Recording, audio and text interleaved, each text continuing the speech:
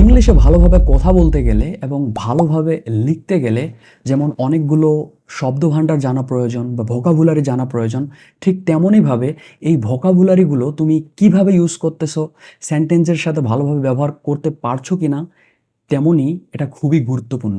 আজকের এই ভিডিওতে আমরা এই বিষয়গুলো নিয়েই দেখব এবং কিভাবে খুব সুন্দরভাবে সেন্টেন্স মেকিং করা যায়, তুমি কিভাবে শুরু করতে পারো। তাহলে চলো শুরু করে দেই। প্রথমে এই শব্দগুলো দেখো, তুমি কি এই শব্দগুলোর ওয়ার্ড মিনিং জানো? যদি এই মুহূর্তে জেনে থাকো তাহলে তোমার ইংলিশ বা ইংলিশে কথা বলার ক্ষেত্রে তুমি খুব একটা ভালো পর্যায়ে আছো। তাহলে নাম্বার 1 দিয়ে আমরা শুরু করে দেব। Number 1, euphemism. আপনি প্রোনাউন্সিয়েশনটা ভালোভাবে দেখতে পারেন, ইউফেমিজম। এই শব্দটার অর্থ হলো সুভাষণ। এখন যদি আমরা একটা বাক্য তৈরি করি, প্রথমত মনে রাখবেন বাক্য তৈরি করার ক্ষেত্রে খুব ছোট বাক্য দিয়ে শুরু করবেন, একদম বড় দিয়ে নয়। যেমন, I really love of your euphemism conversation. আমি সত্যি তোমার সুভাষণ বক্তব্য ভালোবাসি। Next, sly. এটার অর্থ হলো প্রতারণাপূর্ণ। She had a sly personality, like I think your friend. Next, number 3, efficient.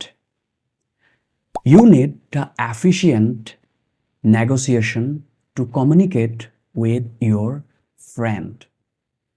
Next, number 4, amusement. This word is very important, so pronounce it this word correct way. Amusement শব্দের অর্থ হলো কৌতুক প্রিয়। We need amusement to live in the world.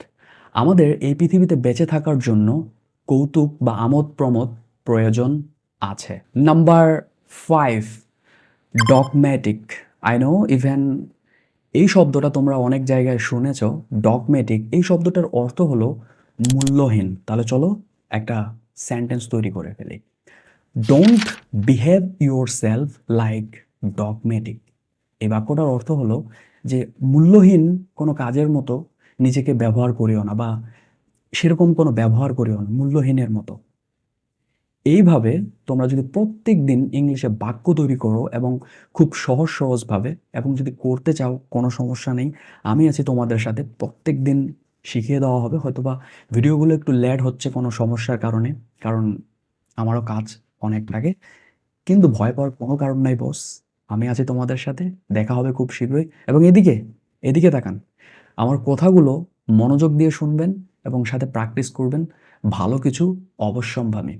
ইংলিশে কথা বলতে থাকুন এবং প্র্যাকটিস করতে থাকুন, এবং আমি যেভাবে আপনাদের দেখাচ্ছি বা শেখাচ্ছি ঠিক সেরকমভাবে প্র্যাকটিস করলে একটা পর্যায়ে আপনি অবশ্যই you will get your outcome if you want and if you work in the same way. Just you need your persistence. You need your demand. What actually you want. Love you everyone. That's all from me. And try it, practice it, speaking at your home alonely. That's gonna make you confidential person. Be bold, be the best version of yourself in 2026.